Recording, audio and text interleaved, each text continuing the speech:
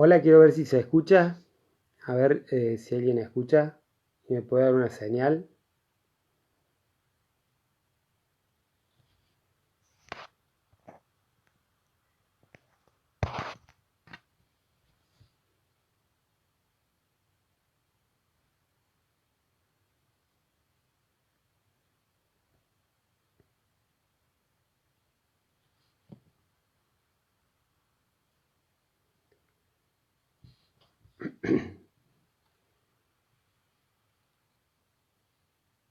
Bueno, estamos esperando para ver si tenemos conectividad para poder empezar el conversatorio este referido a la charla del día de la ULA.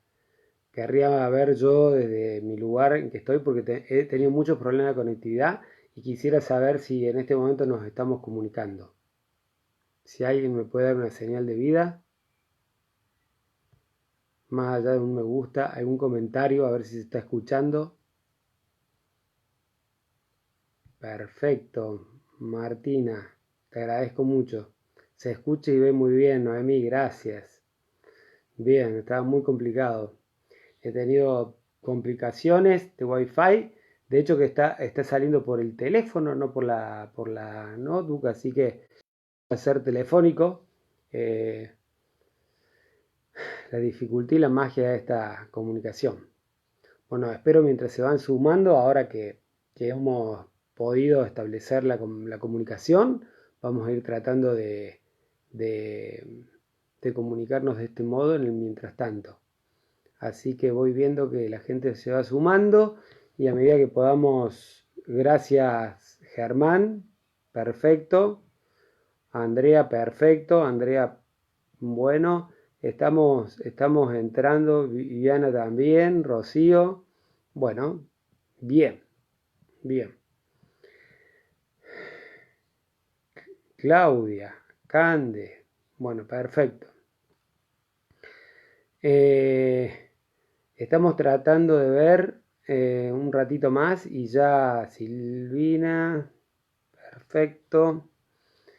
Estamos viendo, vamos a esperar 2 minutos más y vamos a alargar con esta charla referida a ver qué nos ha dejado el brote epidémico del SARS del 2002-2003, si realmente nos ha dejado algo para que podamos utilizar, por lo menos desde el punto de vista de las estrategias amplias que uno hace, enfrentar un momento tan circunstancial en que está viviendo el planeta, no el país solamente, el planeta. Y nosotros tenemos de alguna manera algún tipo de elementos para poder hacer racionalidad al proceso actual, al presente. A ver qué pasó, qué pasó, qué sucedió.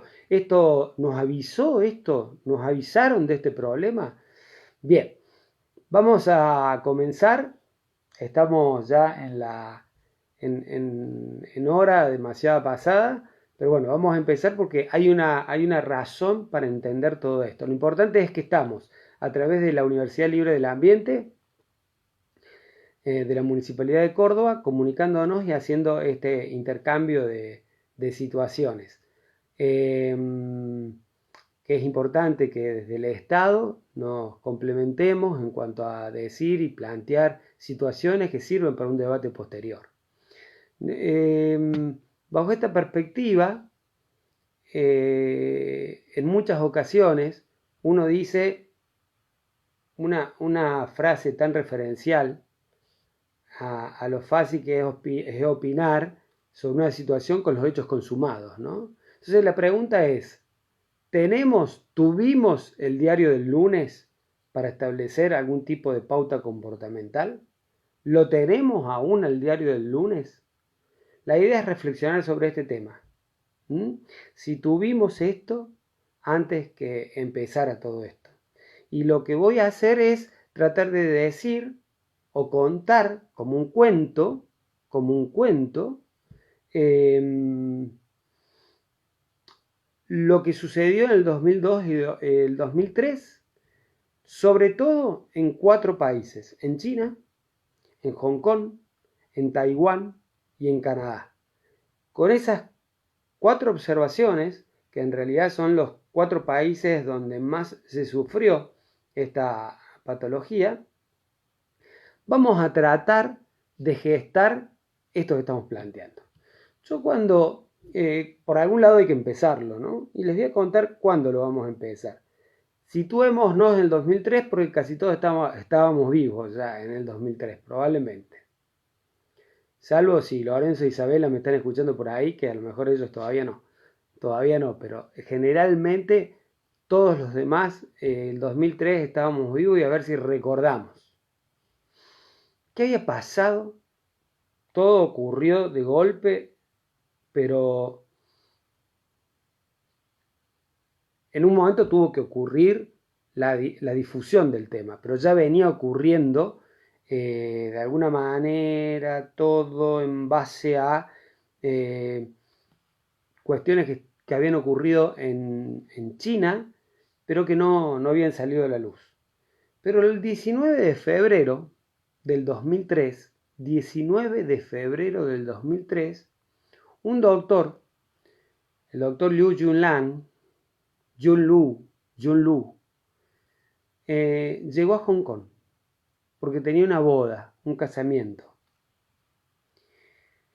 El doctor hoy lo conocemos como el paciente. Llegó a Hong Kong de China y trajo a Hong Kong, además del regalo de bodas, trajo algo que de alguna manera iba a cambiar la historia de esos años en esos 4 países que hablé y que iba a cambiar la historia de la modalidad de ver las enfermedades en ese momento circunstancial del siglo, recién iniciado el siglo, ¿no? Este doctor llega a Hong Kong y en Hong Kong se aloja en un hotel llamado Metropolitan. Es muy importante, es decir, no es una publicidad del hotel, pero es muy importante porque van a ver lo que sucede. Él llega con algunos síntomas de tos y estornudos, y de hecho que lo alojan en el piso 9 del hotel, en una habitación del piso 9.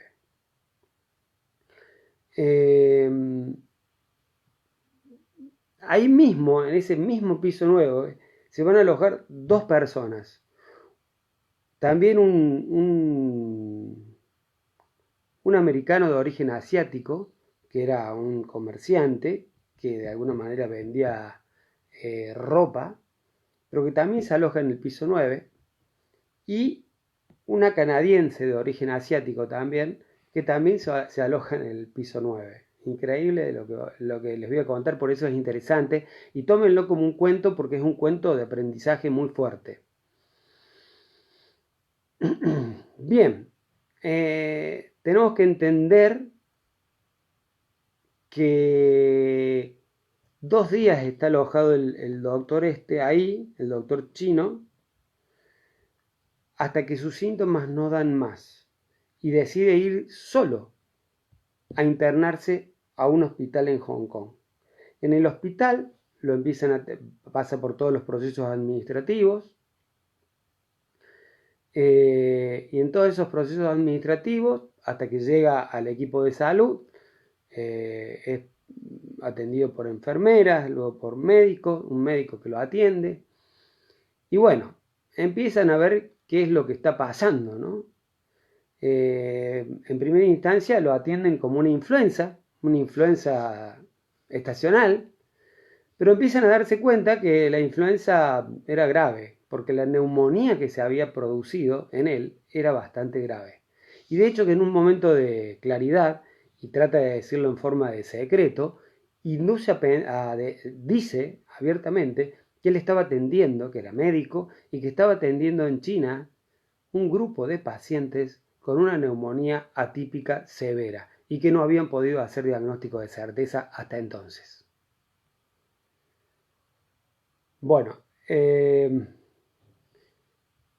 historia, desde el ingreso y permanencia en el hospital, hasta que él muere el 4 de marzo.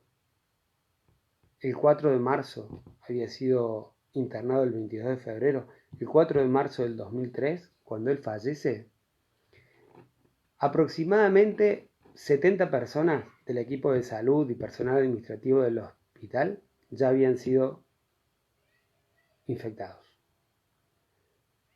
El SARS estaba empezando a tener su aparición en el planeta.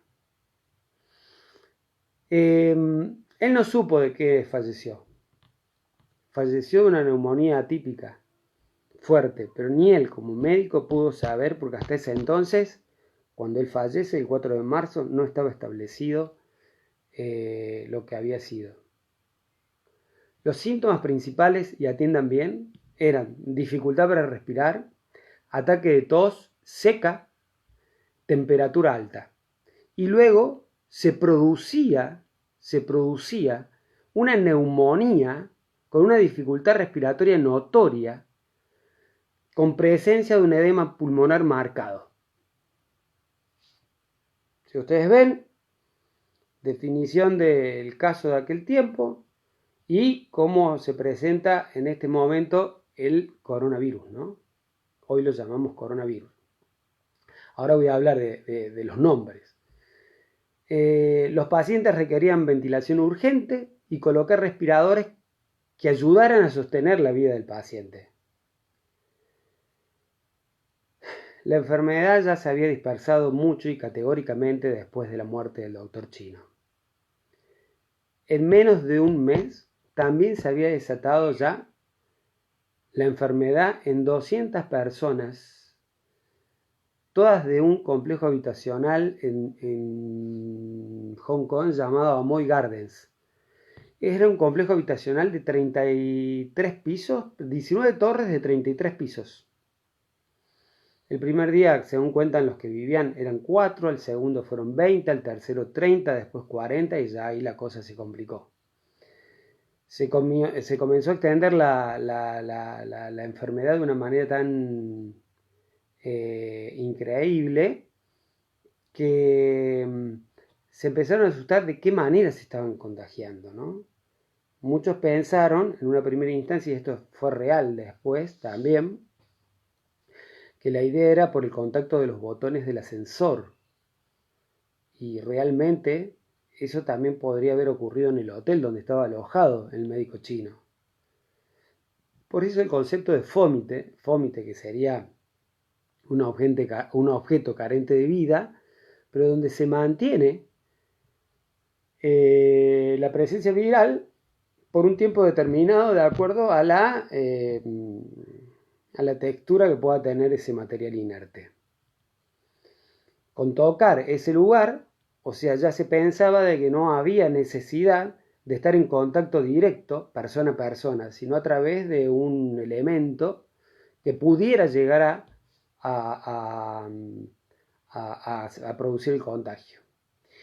Ese complejo habitacional fue evacuado totalmente y se lo llevaron a toda la gente que vivía en ese complejo a campamentos especiales fuera de la zona de Hong Kong para poder establecer las pautas comportamentales sanitarias que se iban a instalar en esa población. Ya habíamos encontrado a esta altura que los vectores pasivos como los fómites, o sea, las sustancias donde uno podía, superficies donde uno podía estornudar o toser, podía mantenerse el virus en ese lugar y en esa instancia. En todo esto, Hong Kong empieza a tener, imagínense lo que es sacar 200 personas de un lugar, llevarlas a un campamento, generar todo un campamento, un hospital de campaña en un sitio, empieza a haber decenas de muertes, hay cierres de escuelas, empiezan a enfermarse profesionales de la salud, empiezan a entender que hay carencia de personal sanitario para hacer frente a la crisis, y se empieza a entender lo fácil y sin control que pareciera que se extiende el virus. Como que fuera una cosa sencilla la extensión de la enfermedad. Y por eso a Hong Kong se lo empieza a conocer como terror blanco. Y terror blanco era el terror por todo esto de lo que acabo de decir, y blanco por el color de las mascarillas para evitar el contagio. Y esas mascarillas se popularizaron de una manera abismal. El 80% de la población de Hong Kong empezó a salir a la calle con barbijo. Con mascarillas, barbijos, y salían en forma sin que nadie se lo indicara, ¿no? Cuando de alguna manera se empezaron a decir que no hacía falta, pero la gente salía lo mismo con barbijo. Y es un buen momento para reflexionar sobre ese tema. Porque en realidad cuando uno sale con barbijo, en realidad entiende y cree que lo está haciendo para no infectarse, no contaminarse. Pero lo que está haciendo es, en realidad, no contaminar. Y es importante empezar a pensar lo que pasó en ese momento en Hong Kong. El 80% de la población salió rápido a correr a comprar barbijo. Los precios de los barbijos se multiplicaron por 10.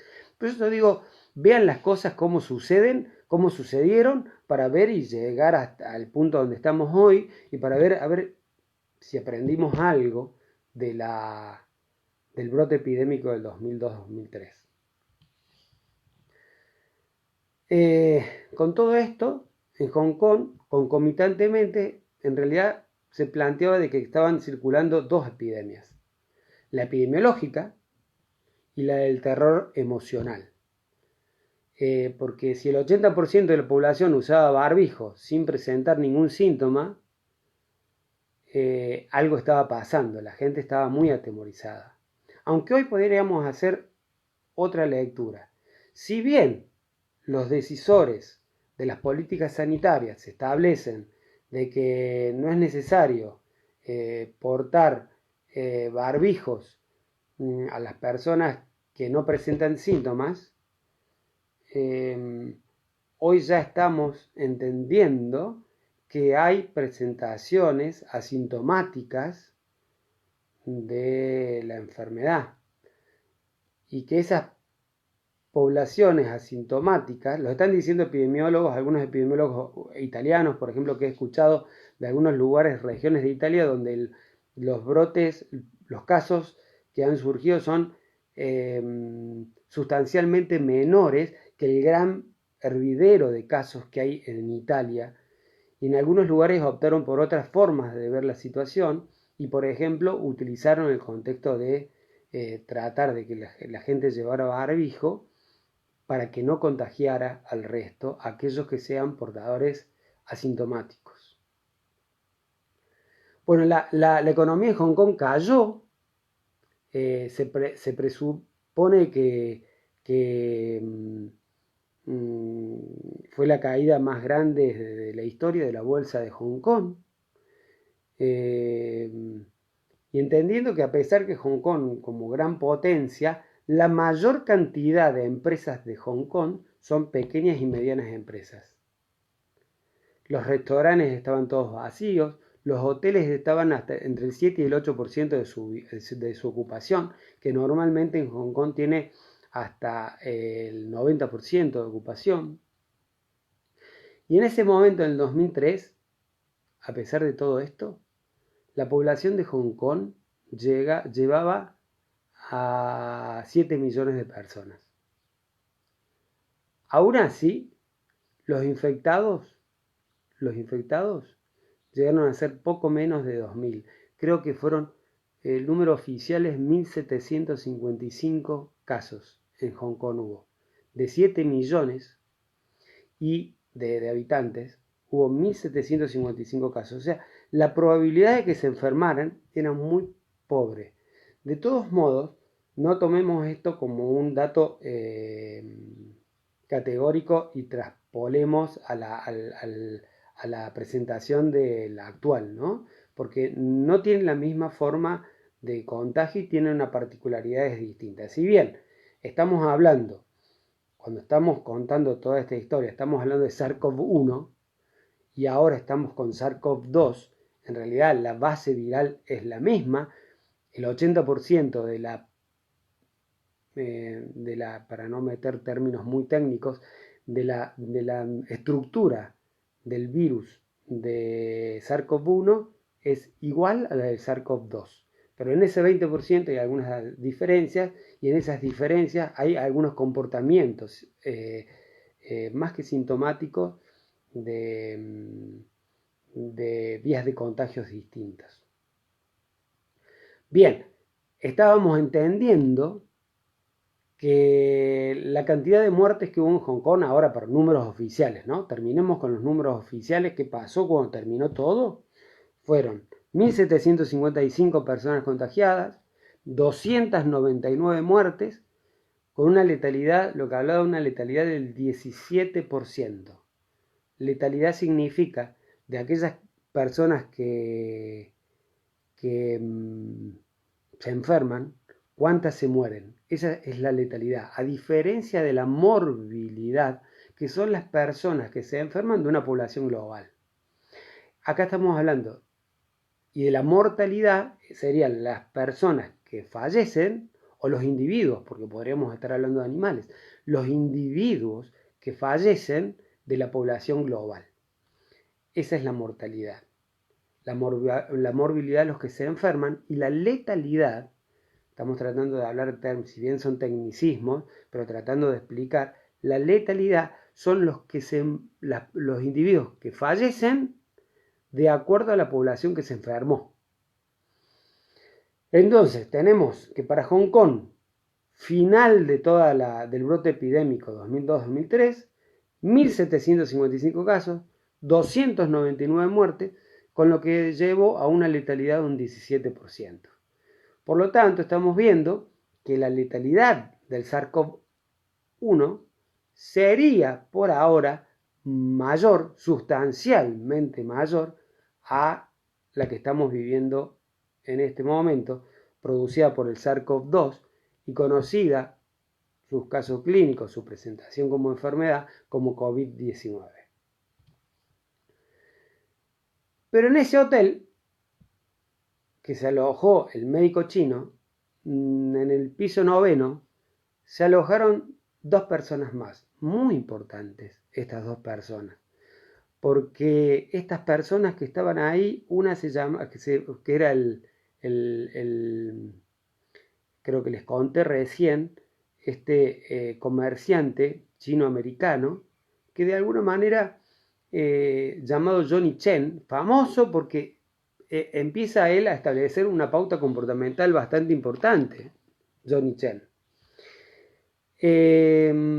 Porque se encuentra en el hotel, en el ascensor, y también alojado en el piso 19, tampoco podemos llegar a establecer si se contagió Johnny Chen por un estornudo o por fómites apretando el mismo botón del número 9 que apretaba el doctor chino cada vez que subía a su habitación. El 23 de febrero, acordémonos que ya se nos había muerto el paciente 0, pero el 23 de febrero Johnny Chen viaja a Hanoi, Taiwán.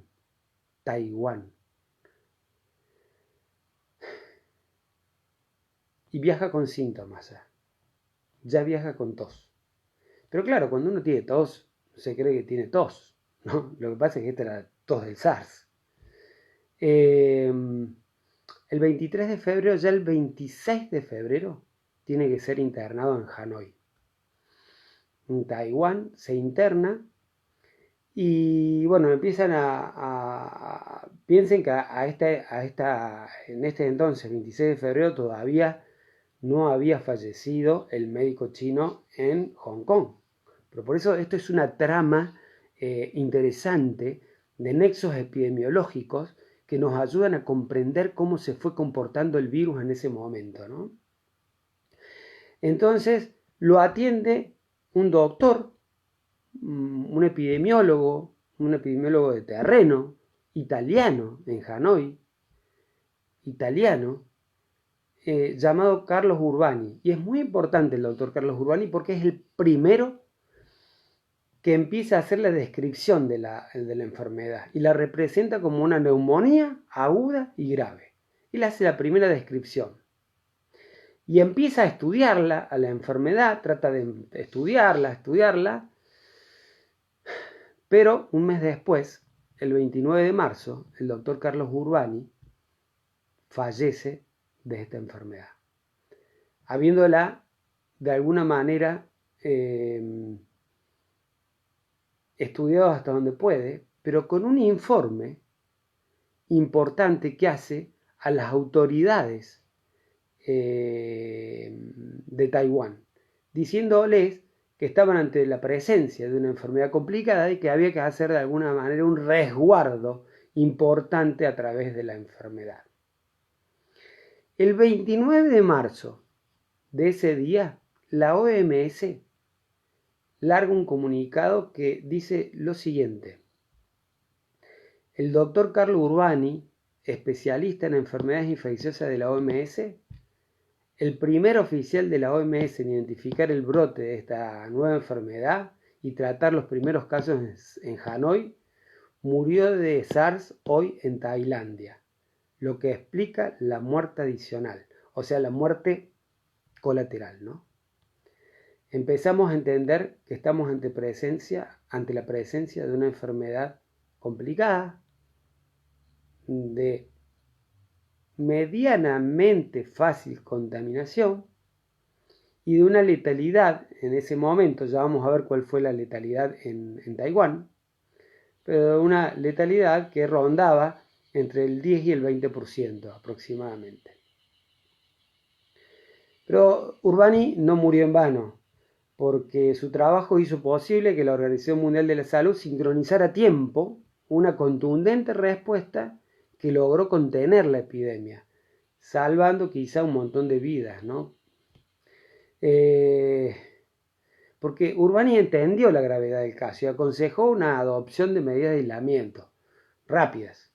El 9 de marzo se reunió con representantes del Ministerio de Salud de Vietnam, y les concienció sobre la necesidad de establecer controles sobre los viajeros que vinieran de China, aislar los posibles afectados, independientemente del perjuicio para la economía del país. Dijo, es más importante la salud que la economía en este momento, y si no vamos a tener un problema gravísimo. Igualmente informó el sistema de vigilancia de enfermedades infecciosas de la Organización Mundial de la Salud, y entonces la OMS largó una alerta global que permitiese una respuesta rápida y efectiva en el ámbito mundial. Entonces, fíjense lo interesante de todo esto. Traten de ver las sinonimias con las cosas que han ocurrido en este SARS-CoV-2 y empecemos a comprender situaciones para ver si podemos predecir o por lo menos aducir si teníamos o no teníamos el diario del lunes, ¿no? Bien, pero don Carlos Urbani no se fue solo.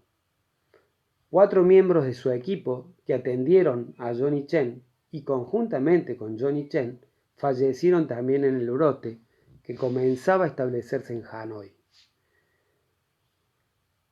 Porque antes de morirse estas 6 personas, Carlos Urbani, Johnny Chen y los 4 ayudantes del doctor Carlos Urbani, ya se había transmitido la enfermedad a 63 personas en el centro de salud donde lo estaban atendiendo a Johnny Chen y donde estaba atendiendo Carlos Urbani. O sea que ya el brote epidémico en Vietnam ya había ocurrido. Entonces, por ese entonces comienzan a manejarse los conceptos de superpropagadores virales, ¿no? Y Johnny Chen no hay duda que fue un superpropagador. Por ese instante, entonces, trata de aislarse rápidamente a ver de qué virus estaba hablando. Y lo primero que se aísla, que pocos hablan de esto, es un paramyxovirus que estaba en las vías respiratorias altas de los pacientes con síntomas. Un paramyxovirus hasta que John Nichols, un patólogo, descubre que en realidad era un coronavirus. ¿Por qué? Porque el paramyxovirus se aisló de las vías respiratorias altas.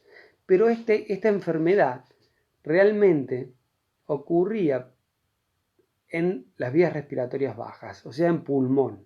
Y de ahí se aisló el coronavirus. O sea que estábamos hablando de una enfermedad que actuaba directamente a pulmón, produciendo un cuadro severo y que el coronavirus se alojaba en pulmón.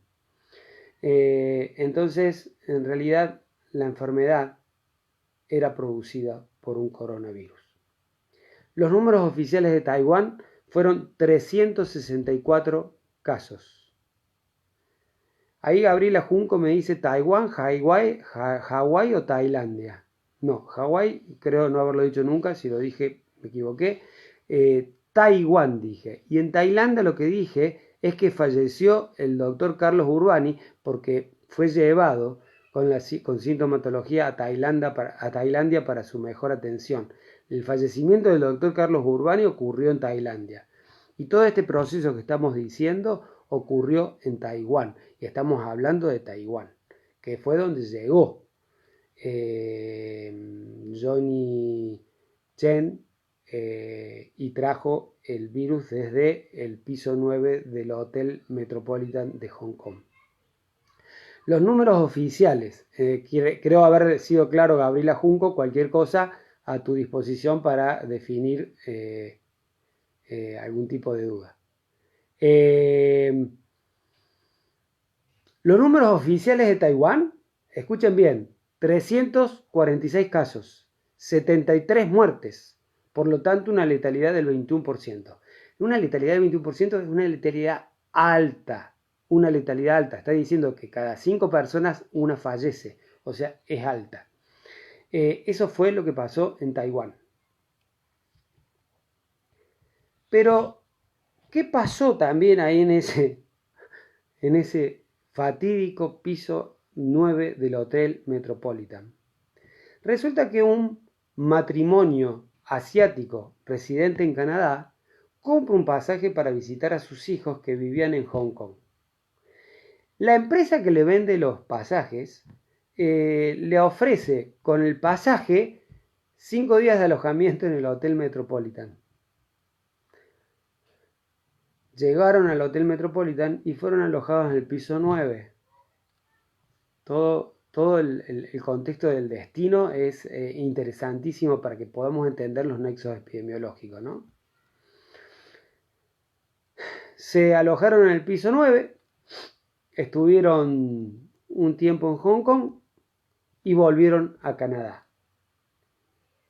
Podrían haber ido a la casa del hijo, que tenían el hijo que fueron a visitar, pero fueron al hotel, ya que tenían gratis esa posibilidad, fueron al hotel. Sin saber que 10 días después, ese alojamiento en ese hotel le iba a costar la vida a Quan Sui-Chin, que fue Quan Sui-Chu, perdón, no hablo bien chino, te entenderán. Bueno, y se alojaron en el hotel y bueno, volvieron a Canadá prácticamente sin presentar síntomas. Pero llegando a Canadá, a las 3 semanas, de haber salido de Hong Kong, de Canadá y vuelto a las 3 semanas a Toronto, provocó una epidemia que fue más o menos de una manera muy particular, ¿no? Lo de Canadá también es interesantísimo.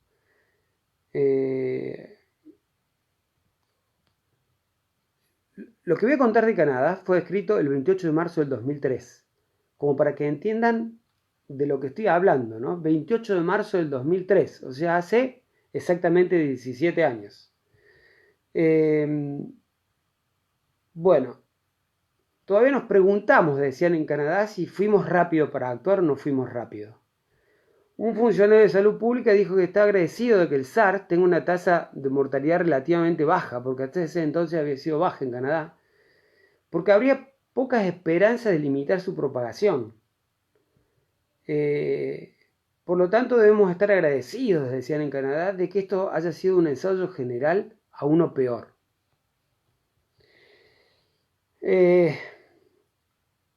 Sandy Finkelstein, lo voy a nombrar una sola vez, ya después no lo nombro más, voy a hablar del doctor Finkelstein. Fue el primer médico en tratar a un paciente con SARS en Canadá. Lo expresó así. Y tuvo una frase que fue maravillosa para que la utilicemos ahora, porque creo que el conversatorio de hoy sirve como para ver si podemos ponerle luz a un momento intensivo en el cual estamos viviendo. Tuvo una frase bastante interesante. Recuerden que esto ocurrió en marzo y este escrito fue escrito el 28 de marzo del 2003. Cuando estás en medio de una tormenta, no haces lo que harías si lo supieras. Cuando estás en medio de una tormenta, no haces lo que harías si lo supieras. Es terrible la frase. Vi a personas que luchaban por hacer un trabajo significativo, pero al principio no lo tomaron muy en serio. O sea, porque los números eran pequeños, no se sabía qué estaba pasando. En realidad no estoy criticando a nadie, dice, pero ciertamente esto va a volver a suceder y hay lecciones que aprender. Dicho hace 17 años, ¿no? ¿Qué pasó? El 26 de febrero la señora Kwang, la que había estado en el hospital, en el hotel, en el piso 9 del hotel de Hong Kong, comenzó a sentirse mal. Le dolían los músculos, tosió, sintió que le dolía la garganta.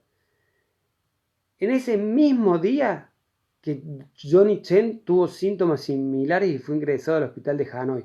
Voy diciendo esto porque vean la correlatividad de los casos, los nexos epidemiológicos, muy interesante para que podamos dilucidar situaciones. Johnny Chen y la señora Kwang se vieron en el vestíbulo del ascensor en el hotel el 21 de febrero, cuando el médico chino estaba vestido de gala, yendo a la boda y estornudó en el ascensor. Todo eso se sabe mucho tiempo después, ¿no? Para el 2 de marzo, la señora Kwang se siente muy mal, su familia estaba alrededor, su esposo, su hijo mayor, voy a decir el nombre de su hijo mayor, C, junto a su esposa y sus 3 hijos, los 3 nietos de la señora, su hijo menor, su hija, que había volado porque le habían dicho que su mamá estaba mal, desde Atlanta, desde Estados Unidos. Nada pudo bajar la fiebre de la señora y muere en su casa, luchando por cada respiración, porque no podía respirar en el extremo este de Toronto, porque dada su edad y diabetes existente, fue enterrada además sin autopsia, sin realizar autopsia. 4 días después, el 6 de marzo, su hijo, C, de 44 años, su esposa, su bebé de 5 meses, empiezan a quejarse de una enfermedad respiratoria y hacen una visita a un médico de familia.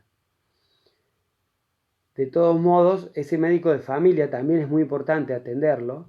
Están aproximadamente 45 minutos la familia en esa visita y en ese examen clínico que hace a la familia en general. La noche siguiente, el señor C se siente bastante mal y tiene que ir a un hospital de emergencias.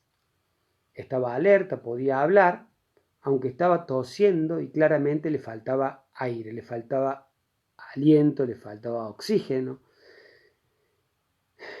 Parecía una neumonía normal, dijeron las primeras personas que lo atienden. Pero justamente en un movimiento de alguna manera instintiva, las enfermeras empiezan a cubrirse la cara con una máscara de oxígeno y los llevan a una sala de emergencia. No había más camas disponibles, los llevan a una sala, un room show, o sea, en un momento dado, en aquel tiempo, estoy hablando del 2003, en una salita de emergencia donde pudieron estar, donde había un hombre de 76 años que había ido porque tenía un problema cardíaco con un latido rápido, cardíaco rápido e inestable. Las enfermeras dijeron que nadie en la familia se veía muy bien y que la madre, que acababa de regresar de Hong Kong, había muerto recientemente.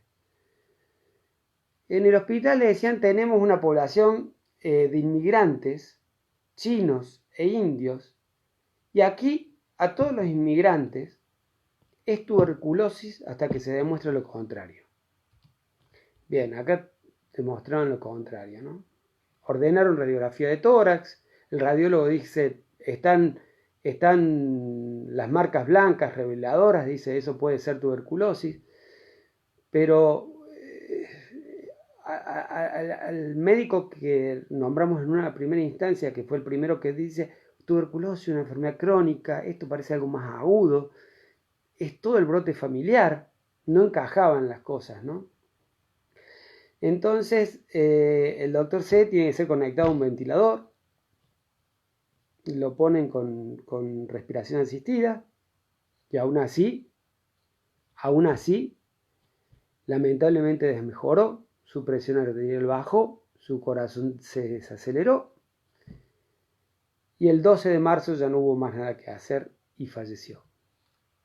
Ese mismo día, la OMS lanza una rara alerta mundial, instando a los países a observar los casos de neumonía típica, que habían afectado a cientos de personas en el sudeste asiático.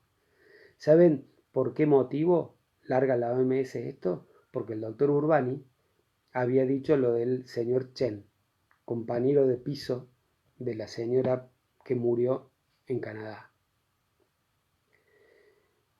El señor Chen, Johnny Chen, muere el mismo día que muere el señor C, el hijo de la señora de Canadá. Es probable que la señora de Canadá, al ser una persona de mayor edad y con diabetes, o sea, enfermedad preexistente, haya tenido una sintomatología más corta, un cuadro más corto, mejor dicho, un cuadro clínico más corto y una muerte más temprana. Bueno, el hospital ve que todos los familiares de la familia no estaban en condiciones, entonces fueron a aislarlos. Pero ninguno dio positivo a tuberculosis, para nada. Se llamó entonces a una especialista en enfermedades infecciosas y ella dijo que esto suena como el brote en Asia. Y aceptó admitir a la hermana y a la viuda del señor C en las salas de presión negativa de aire del hospital donde ella atendía en Monte Sinaí, también en Toronto, en Canadá. Bueno, implementaron un arsenal terapéutico con 3 antibióticos y 2 antivirales, y de hecho que de los 3, dos personas fallecieron. El 14 de marzo sí se hace la autopsia del señor C, extrayendo tejido de sus pulmones y de otros familiares enfermos. Recolectaron sangre, muestras nasales y otras muestras y fluidos y fueron enviados ya a los laboratorios nacionales. Y ya consultaron a Salud Pública de Canadá. Publicitaron una línea directa para que se atiendan los síntomas sospechosos. Pero ¿saben quién apareció con problemas el 15 de marzo? El médico de familia que los atendió por 45 minutos. Y reconoce que él había atendido a los pacientes estos y que la sintomatología era similar a la sintomatología que él estaba teniendo.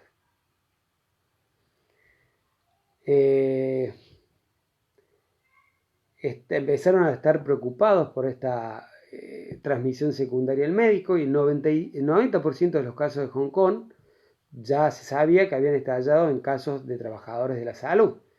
Y ahora un enfermo en Canadá también hablaba de que la forma que funcionaba la transmisión era bastante desconcertante. Bueno, el 16 de marzo el personal del hospital de Toronto asume que lo peor había pasado, pero ese mismo día el paciente de 76 años que había compartido la habitación con el señor C, que había llegado con el problemita cardíaco, que se lo había enviado a su casa, porque ya se había acomodado desde el punto de vista cardíaco, llegó al departamento de emergencias sin aliento y con fiebre. El personal se puso sus máscaras y lo condujo directamente a la zona de aislamiento. Entonces empezaron a entender que algo mal estaba en el hospital, ¿no? Recuerdo que una enfermera realmente me dijo: anoche tuve temperatura, dijo uno de los médicos, pero luego bajó. Y luego empezó a aparecer otro caso de un hombre que también había sido invitado al Hotel Metropole de Hong Kong y que había regresado a Canadá con síntomas. Bien, a todo esto ya la enfermedad se había propagado por Toronto. Entonces ya habían estado en caso algunos profesionales de la salud con su familia y ya de ahí empezaron a enfermándose durante la semana, aproximadamente una persona por día en los próximos 3 días. Una vez que falleció el paciente este de 76 años que había estado alojado en el hotel, cerraron la unidad de cuidados intensivos. Ahí se empezaron a preguntar si el tiempo de respuesta fue razonable, fue lento, fue rápido, si podrían haber hecho las cosas un poco más rápido. Siempre se pueden. Pero dijo el médico actuante, dice: siempre se pueden hacer las cosas más rápido, pero créanme, la próxima vez seremos más rápidos. El domingo 12 trabajadores de salud eran sintomáticos. Y eran la llamada que habían temido, ¿no? ¿Qué se hacía con todas las enfermeras que habían pasado por todos los pasos, por los controles de todas las personas que habían tenido cuadros, y pasar a un centro de salud, a cuarentena en otro centro de salud? Pero ¿qué pasó? A otro centro de salud como el Monte Sinaí también llegó el cierre de cuidados intensivos del otro hospital, porque en ese hospital al menos 50 personas fueron puestos en cuarentena y el hospital cerró sus puertas a nuevos pacientes el 25 de marzo y había que cuarentenar a todos los familiares de los trabajadores de salud de los hospitales. Bueno, hay quienes dijeron que las medidas no se tomaron a tiempo real, y se decían: ¿por qué no cerraron el hospital la semana anterior? Pero bueno, ya habían muerto 3 personas, las enfermeras comenzaron a enfermarse. ¿Por qué no lo cerraste? Se decían, se intercambiaban opiniones. Bueno, y hasta que al día siguiente, todas las personas que habían ingresado al hospital desde el 16 de marzo en adelante pasaron a ser cuarentenadas. Pero fíjense la diferencia, que fueron cuarentenadas no la población general, sino las personas que habían estado con potenciales brotes o con potenciales casos. Espero, dijo el doctor Filkenstein, que les dije que iba a tratar de no nombrarlo más, pero que era el doctor inicial, que esto sea una llamada de atención para los funcionarios de salud pública y ministeriales, que deben hacer un esfuerzo rápido y coordinado para cuando llegue una pandemia de este tipo. Estamos hablando del 28 de marzo del 2003. Pero dijo que incluso el más grande podría comenzar con 1 o 2 pacientes y reaccionar eso cada vez más y podría paralizar el sistema de salud. Pero todo esto, termina diciendo el doctor en Canadá, es increíble que se remonte a un solo encuentro en un ascensor de un hotel en Hong Kong. Y a todo esto que había pasado en China, que es de alguna manera donde se originó todo. Bueno, el paciente cero, este doctor Liu Junlu, había estado en un mercado, el primer paciente del doctor había estado en un mercado de Fujian, el primer paciente que le había atendido, que en realidad se presume de que, como muchos mercados del sudeste asiático, que es una verdadera pesadilla biológica porque tienen especies vivas que serán entregados al comprador en ese estado o sacrificadas allí mismo en lugares donde ustedes habrán visto algunos videos de algunos mercados donde hay especies silvestres, donde hay especies domésticas conviviendo en un mismo ambiente y donde la bromatología realmente no es algo que sea tenido en cuenta, ¿no?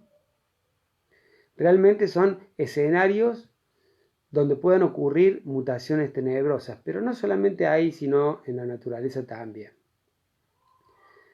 O sea, mientras que en Canadá se debatía qué hacer y se debatía en forma pública, en China los casos se mantenían como secretos de Estado.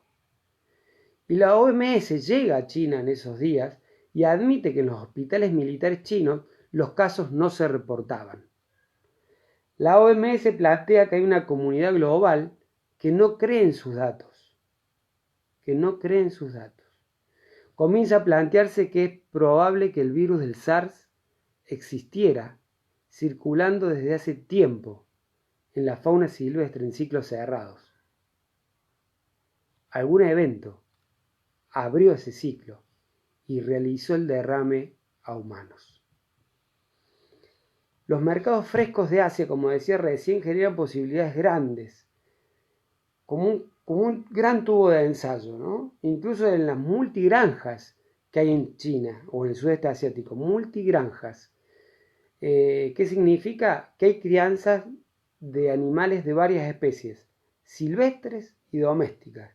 Tantas veces hablamos de la interfase de los silvestres y los domésticos, y acá hay veces que hay granjas que generan este ciclo de interfase, ¿no? Donde generan un grado de exposición alto y pueden ocurrir saltos interespecíficos y las mutaciones virales realmente encuentran un escenario ideal. Y queda otro paso también, que es el sacrificio del animal, que incluso muchas veces se realiza en ese mercado, con carencia total de salubridad en esos mercados, porque hay varios. No hay buenas prácticas de manejo, desde ya que no hay bienestar animal. ¿Y qué pasa que no haya bienestar animal? No solamente bienestar animal es el bienestar animal por el bienestar animal mismo, sino que el bienestar animal genera la posibilidad de un sistema inmunitario de la mejor manera posible para que ese animal pueda sostener su homeostasis de salud. Pero cuando el bienestar animal sufre un desequilibrio, esa inmunidad baja y esta posibilidad de las cosas que ocurren pueden ocurrir con mayor prevalencia. Bueno, y luego la cocción mientras la manipulación de ese animal puede ocurrir algún tipo de proceso. La manipulación del animal crudo e incluso cuando esa cocción a veces es dudosa o hasta incluso a veces la cocción es inexistente. Los números oficiales de China, que hay que tomarlos con pinzas, del SARS 2002-2003 fue de 5.327 casos, 349 muertes. Por lo tanto, una letalidad más baja que en todos los otros países, una letalidad del 6,6. Suponiendo que creyéramos en estos números,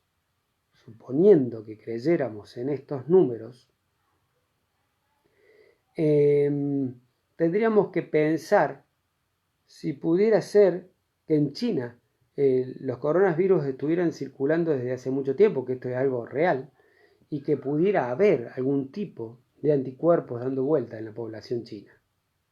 Ahora, ¿qué pasó con la fauna silvestre y qué pasó realmente con la fauna silvestre en aquel 2003? Bueno, el primer acusado fue una civeta. He escuchado en muchas ocasiones que hablan de la civeta, e incluso personas de alto rango epistolar, ¿no? Eh, y que hablan de la civeta como un felino. La civeta no es un felino, es un carnívoro, pero es de otra familia, de una familia poco conocida en América porque no existe, que son los vivérridos. Es del orden carnívoros, pero no es de la familia felinos. Es un vivérrido y fue la primera acusada, porque había animales de granjas, porque se consume su carne, porque se consume su grasa y porque se consume una cosa bastante interesante, que es un café que se produce a través de la digestión. ¿Cómo es esto?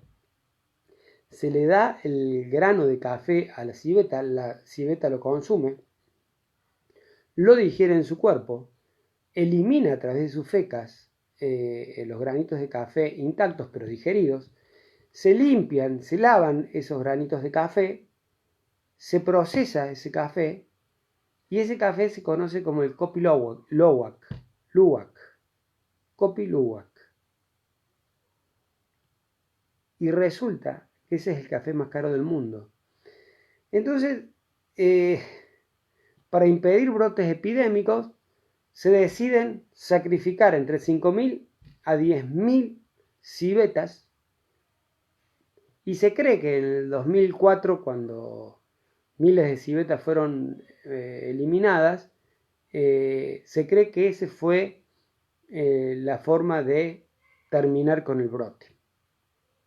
Pero esas aseveraciones fueron contradichas, se contradijeron cuando en la Universidad Estatal de Ohio en el año 2008 se reconstruyó la historia evolutiva de la enfermedad. Y se dijo, seguramente hay virus desconocidos muy relacionados con el SARS y que tienen nuevas asociaciones con animales receptores que aún se ignoran. Nuestra falta de conocimiento sobre la diversidad viral y la de los animales portadores en el mundo es una fuente de preocupación por la posible reaparición de alguna enfermedad. Los datos genómicos muestran que las civetas no eran el reservorio animal del SARS. Los murciélagos de la fruta albergan una cepa de SARS que resulta el mejor ejemplo del virus antes de infectar a los humanos. El virus usó diferentes organismos receptores, transmitiéndose del murciélago al humano y de estos a las civetas. O sea, los humanos al final habíamos sido los que habíamos contagiado en las granjas a las civetas y no las civetas a nosotros. De todos modos, en la historia evolutiva de los eslabones que hay entre los virus, de los coronavirus, de los murciélagos al hombre, hay muchas más dudas que respuestas. Porque el virus del murciélago no interactúa bien con las células humanas. De modo que por ahora no hay una explicación clara sobre qué pasó con el virus y cómo pasaron de los murciélagos portadores a los humanos. Debe haber otros animales salvajes que sirven como portadores intermediarios, pero ¿cuáles? Esto se decía en el año 2008. En el año 2007, quiero explicar todo esto,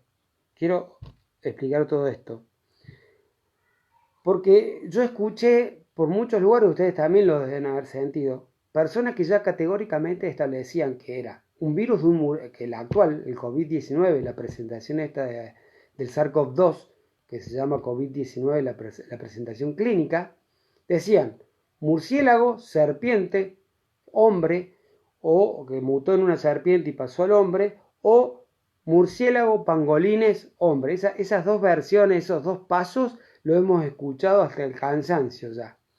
Y resulta que todavía estamos tratando de dilucidar científicamente lo que pasó en el 2002-2003.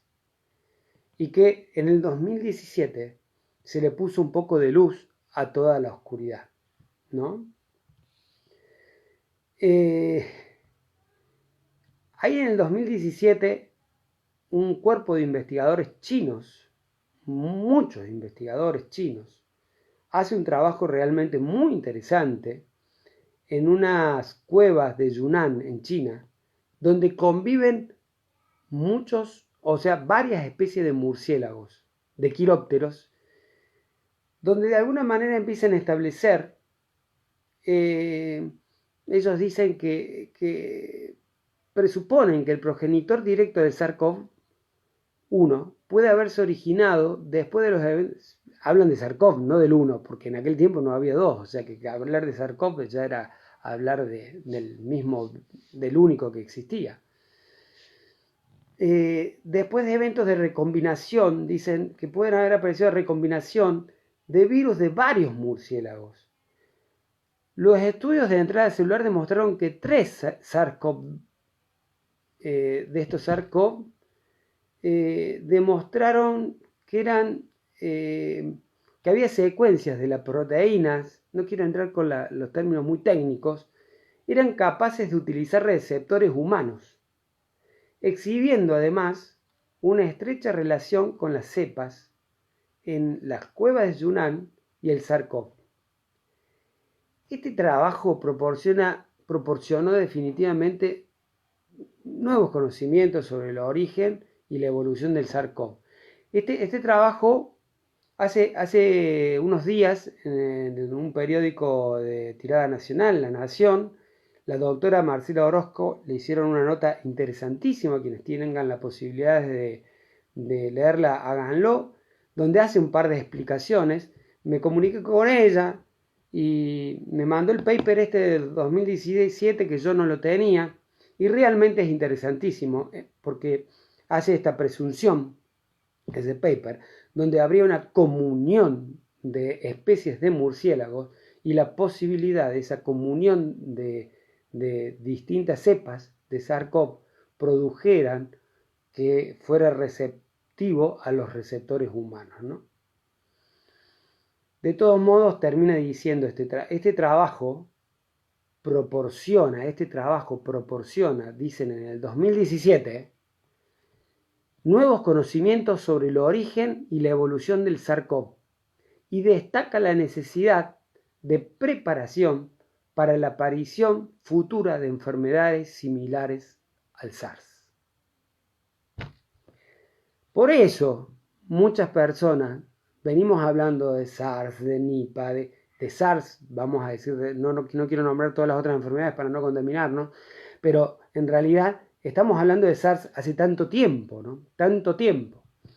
Entonces, esto que para muchos es nuevo, hay muchas personas que de alguna forma tratan de ir diciendo y contándole al mundo que esto hay que tenerlo en cuenta en el futuro próximo. Bueno, vamos a ver qué diferencias hay entre SARS-CoV-1 y SARS-CoV-2 desde el punto de vista de lo que podemos plantear. Primero, SARS-CoV-1 replicaba a nivel profundo de los pulmones de las personas. O sea, la cuestión es que SARS-CoV-1 estaba en los pulmones, vías respiratorias bajas. Por eso es probable que la enfermedad haya cursado con una mayor mortalidad por la gravedad del cuadro, pero con una mayor morbilidad. ¿Por qué? Porque el contagio de los pulmones hasta que el virus saliera tenía menor carga viral que la que tiene ahora, que el virus se aloja en las vías respiratorias altas también. Aunque las personas con SARS no contagiaban a que estaban muy, muy enfermas, las de que presentan esta nueva presentación de COVID-19 lo hacen de una manera que no requieren tener síntomas para contagiar. O sea, es más difícil aislar los enfermos antes que infecten a otros. En SARS-CoV-1, apenas aparecían síntomas, se aislaban. Hasta para atrás no había posibilidad de haber producido contagio. En cambio, SARS-CoV-2, o sea, COVID-19, tiene la capacidad infectante antes que presente síntomas. Y esto es una diferencia desde el punto de vista epidemiológico muy, muy importante. Apenas empiezan los síntomas, dice el doctor, un microbiólogo, el doctor Perlman, apenas empiezan los síntomas muy leves, dolor de garganta, picazón, estornudo, la persona ya es contagiosa. Por eso dice, no creo que sea como SARS y que simplemente desaparezca. Tengamos así las cosas entre pinzas. Yo quiero que todas las cosas que COVID-19 está ocurriendo no las digamos como taxativas, sino como cosas que van ocurriendo y van apareciendo y las podemos ir midiendo. Lamentablemente, la lectura terminal de esta pandemia la vamos a tener una vez que la podamos analizar en su complejidad total. Por eso no podemos decir tiene mayor morbilidad, menor mortalidad, lo que podamos asumir no lo podemos estipular hasta que no termine todo el cuadro.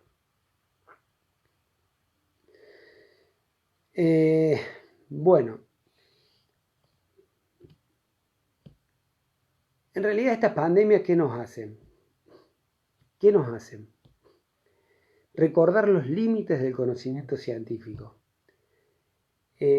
También el papel que desempeñamos dentro del comportamiento humano, del social y el ambiental, de cómo nos comportamos.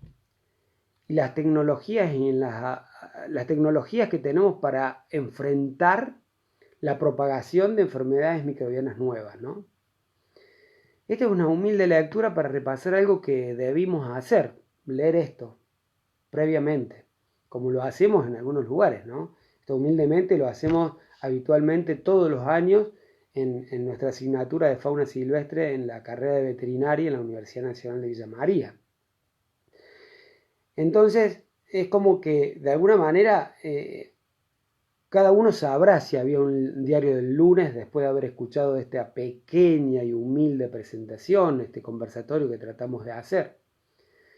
Pero la idea mía es que todo esto sirva para la acción, no solamente para que nos quedemos reflexionando, sino que reflexionemos para actuar, ¿no? Las enfermedades emergentes seguirán apareciendo. El SARS fue un ejemplo de lo que pudiera ocurrir, pero van a seguir sucediendo porque continuaremos modificando las condiciones medioambientales. Esto se decía en el 2006-2007. Y con ello seguiremos entrometiéndonos en el sistema de defensa natural que resguardan los ecosistemas. Ahí podría haber de dilución. Un ecosistema, cuanto más sano está, más fácil que los agentes se mantengan sin hacer saltos interespecíficos, sino de acuerdo a los procesos evolutivos que mantienen esos agentes en cada una de las especies que de alguna manera se conforman sin producir trastornos. Pero vamos a necesitar replantear ciertos usos del suelo. Vamos a necesitar comprender que la naturaleza es frágil, pero además de ser frágil, es resiliente. Y esa resiliencia puede aplicar de varias maneras. Y por último, vamos a requerir un cierto grado de humildad compartida para entender que la salud no es un proceso lineal, sino una fuerte red complicada de sucesos. Para ello debemos comprender y asumir que debemos bajar los decibeles de los egos profesionales y entender que el camino que viene es la transdisciplina, sincera, honesta, para comprender al fin que hay mucho para aportar de otras ciencias que no son tenidas en cuenta para dirimir políticas de salud pública en los estados. Muchas gracias. Estoy, por ahí me emociona un poco hablar de esta enfermedad porque hace mucho tiempo que la hablamos y que de pronto haya saltado de nuevo me pone en un lugar de apremio emocional. Estoy dispuesto a preguntas. Cualquier pregunta que haya la pueden hacer, creo que las estoy leyendo. Yo leo ahí lo que dicen, a ver algunas cosas que hayan dicho, que yo no haya explicado. A ver, bueno, que se escucha bien, Se escucha excelente, muy buena imagen y sonido. Lo importante es que además de que sea bueno el sonido, estaba bien bueno lo que se haya planteado. Bueno, ahí ya a Gabriela Junco le contesté. Muy buena explicación. Bueno, muchas gracias, ingeniero Germán Caseta. Muchas gracias, muy clarificante para quien no conocemos la historia de esta enfermedad. Walter Raúl Garro, muchas gracias. Liliana Maggi, si se escucha, muchas gracias. Agustín Zarco dice que era un café no muy rico, el Copilowak. Dice otra palabra que nos vamos a tratar de no usarla. Silvina Delgado ríe del comentario de Zarco. Increíble toda esta descripción, dice Claudia González. Nati Ledesma, bastante claro, no del todo Nati, ¿no? Pero bueno, bastante. Difícil, a lo mejor, un periodo tan cortito que tenemos para hablar, tratar de contar todo lo que uno tiene guardado. Bastante claro y muy interesante la diferencia. Me imagino que entre el SARS-CoV-1 y lo que se llama hoy COVID-19. Humildad, qué difícil término, dice María Soledad López. Sí, sí. Nati Ledesma, excelente reflexión. Agradezco infinitamente todo lo que has compartido, Claudia González, muchas gracias. María Laura Miñola, otra colega, muy bueno Doc, muchas gracias. Nati Ledesma, gracias. Claudia González nos ha hecho reflexionar. Bueno, me encantó, ya con eso voy a dormir tranquilo hoy. Silvina parece que le gustó. Gaby Cobo dijo, muy interesante. María Laura Miñola, el periodo de resguardo de 15 días, ¿es seguro? Yo no soy epidemiólogo en cuanto a la posibilidad de dirimirlo, pero hoy se está entendiendo de que, a ver, lo seguro, hay que poner una fecha, hay que poner un día, hay que ser práctico.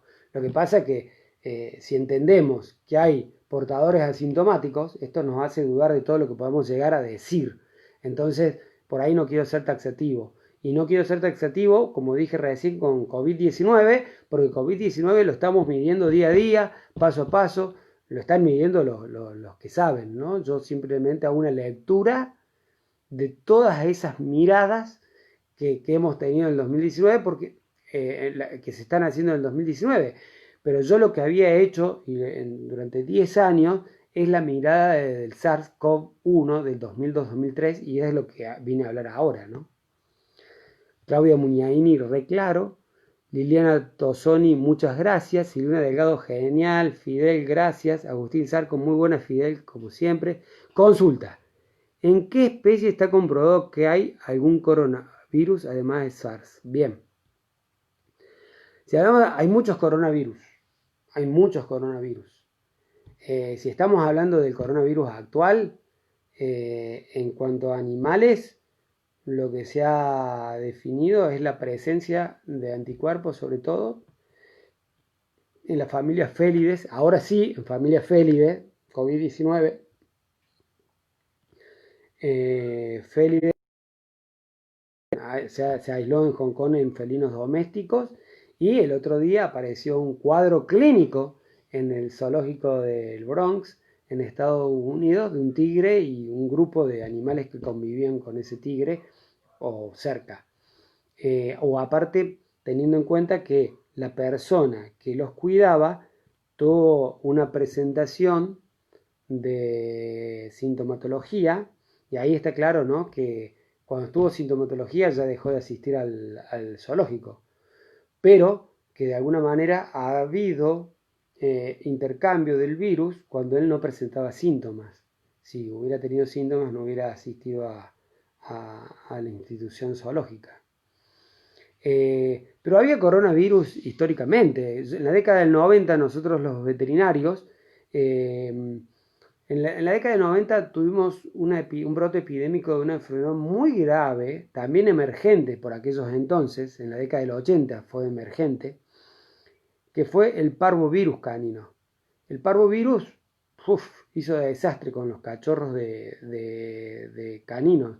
Pero fíjense que apenas entrada la década del 90 apareció un coronavirus canino que producía síndromes gastroentéricos hemorrágicos también, coronavirus. Pero el COVID-19, el SARS-CoV-2, que produce el cuadro clínico en humanos, COVID-19. El SARS-CoV-2, si es esa la pregunta, estimado Agustín, en felinos por ahora lo hemos visto. Vanessa Mairone, excelente explicación, muchas gracias. Daniel Palacio, muchas gracias Doc, muy clara la explicación, un abrazo. Daniel Palacio de Defensa Civil de la Municipalidad de Córdoba, que siempre está atento y realmente trabajan de una manera maravillosa la Defensa Civil, por lo menos los empleados con Daniel a la cabeza, ¿no? Pablo Cogo, muy bien detallada la cronología. Claudia, gracias por aprender. Nos obliga a involucrarnos Claudia González como autores directos. Marisa Gácera, mucha información, pero muy interesante. Julia Cafferati, gracias Fidel, si podría explicar lo último del paper ese porque se me cortó. La idea era, en el paper del 2017, establecía que la comunión de muchos, en una caverna, cueva de Yunnan en China, donde convivían distintas especies de quirópteros, podrían haber sido los sitios donde recombinaran los virus, mutaran y pudieran ocurrir ese salto interespecífico luego al humano, ya que eran permisivos a ser receptivos por receptores humanos esa intercruza de virus en la cueva esa, ¿no? Darío Gómez Pucheta, ¿se puede decir algo sobre los tigres y leones que estarían contagiados en Nueva York? Sí, creo que dije algo, Darío, lo aclaré recién. El cuidador de ellos, sin tener síntomas, los contagió. Una vez que tuvo síntomas, lo alejaron y bueno, aparecieron los síntomas en la tigresa esta y luego en sus familiares, ¿no? Victoria Eugenia Alcamone dice que le gustó. Gabriel Díaz, muchas gracias por toda la información, es muy interesado el pasado de antecedentes. Sí, Gabriel, de esto se trata, ¿no? Tenemos esta información, la aprovechemos. Excelente, doctor, me dice el doctor Pablo Bazán. En realidad, no sé si sirve mucho porque es un gran amigo mío y que me diga que es bueno, es amigo. Es el amigo de mi vida, de quinto grado juntos, colega de más. Andrea Paula Cavaler. Acá en la ciudad de La Calera nos exigieron mediante decreto el uso de barbijo por el tema de personas sintomáticas que nos pueden contagiar. Muy bien, es una medida, no sabía que se había impuesto esto ya en La Calera, pero esto quiere decir, me está pareciendo, Andrea, que para salir a la calle hay que salir con barbijos. Bueno, eso lo han adoptado en muchos lugares de Italia y realmente en esos lugares que lo han adoptado parecen islas en medio de todo el norte de Italia porque han reducido con eso y con un testeo masivo y aislando a los portadores asintomáticos, ¿no? O claro, a los portadores asintomáticos, me dejo expresar. Así que, bueno, veremos qué pasa con La Calera con este tema. Me interesa mucho, Andrea. Vamos a tratar de seguir el caso de La Calera habiendo hecho este tema. Lo que sería buenísimo en La Calera es, no me acuerdo cuántos habitantes tiene La Calera, ahora tiene muchos más con todos los barrios concomitantes que hay alrededor, pero no, es imposible hacerlo, pero porque no hay test suficiente en este momento. Pero si se pudieran aislar todos los asintomáticos de La Calera, estarían haciendo el contexto binomial más interesante, aislar los asintomáticos y que todo el mundo ande con barbijo cuando tiene que salir a la calle. María Soledad López, la sintomatología de los felinos es la misma que los humanos.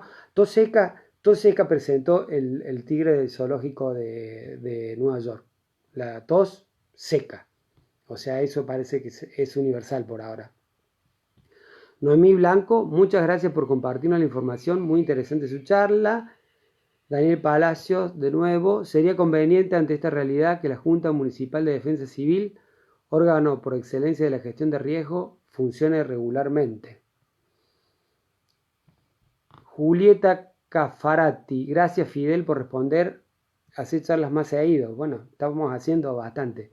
Y en la ULA, la Universidad Libre del Ambiente, estamos tratando de hacer charlas lunes, miércoles y viernes. Lunes, miércoles y viernes estamos haciendo charlas 16:30 y les doy como novedad que el martes vamos a inaugurar una sesión que además de charlas, vamos a inaugurar una sesión el martes te cuento, donde se van a leer, una compañera de la Universidad Libre del Ambiente va a leer cuentos para niños, va a leer los cuentos de la selva de Horacio Quiroga, para que también tengamos una cuestión de que no sean todas pálidas las que tiremos, ¿no? Vanessa Arriola, muchas gracias por compartir conocimiento. Susana Simbrón, muchas gracias, muy interesante. Desde Casita Santa Fe, aquí están evaluando si exigir el barbijo obligatorio. Bueno, me está pareciendo que estas cosas van a salir. Al principio, cuando apareció toda esta historia, se decía claramente, los barbijos no son útiles porque no cubren de nada. Claro, en realidad tienen razón, no cubren de que nos contagiemos, pero sí cubren si somos asintomáticos de contagiar al resto. O sea que de alguna forma están saliendo a plantear, ¿no? Vos cuidame a mí, yo te cuido a vos. Sería bueno en Casilda, donde hay una carrera de Facultad de Ciencias Veterinarias, que pudieran evaluar epidemiológicamente este hecho. Sería buenísimo que en la facultad se pongan a ver si este tema del barbijo puede llegar a tener algún tipo de respuesta 15 días para adelante, ¿no? A ver qué pudiera llegar a suceder. Ni qué pensar si pudiéramos hacer testeo general, pero Casilda es una ciudad muy grande, mucho más grande que Calera. Andrea Paula Cavalera y me dice que tiene 40.000 habitantes la Calera. Imposible hacer testeo, creo. Bueno, yo no soy autoridad provincial, que es la que de alguna manera maneja los testeos en las provincias, ¿no? Sí, me quedó claro, Andrea. Bueno, me dice que la explicación estuvo bastante buena. Vanessa Arriola, gran idea de lo de los cuentos. Bueno, me parece excelente. ¿Cuándo los cuento? El martes te cuento, Claudia. El martes 17:30 los cuentos de la selva de Horacio Quiroga. Bueno, creo que hemos terminado las preguntas. Si no hay más, me voy a despedir hasta el viernes. No yo, sino la ULA, la Universidad Libre del Ambiente, tiene preparada una charla referida a las abejas, las abejas, la apicultura urbana, las abejas y la miel en la ciudad, o sea, otra forma de encarar los contextos ambientales. La Universidad Libre del Ambiente tiene esta estructura de pensamiento, entrar al contexto urbano citadino de una manera ambiental, de una manera amigable con el medio ambiente, con el ambiente, con la naturaleza. Tratamos de ser un foco insistente de acciones comprometidas con el ambiente y con el contexto social en una línea transversal que una salud, ambiente y procesos sociales, ¿no? Por eso nuestras charlas están referidas sobre todo a esos tres lineamientos. Bueno, Nora Dolcini, gracias. Bueno, gracias a todos. Creo que vamos a finalizar, ya no habiendo más preguntas. Creo que hemos dado por finalizado con un tiempo bastante, no me acuerdo, no sé bien la hora en cuánto estamos, pero sí, ya son las 19:10. Bueno, les agradezco a todos, un abrazo muy grande. Desde la Universidad Libre del Ambiente estamos de pie ante la contingencia que estamos viviendo. Muchas gracias a todos por participar. Los esperamos como siempre.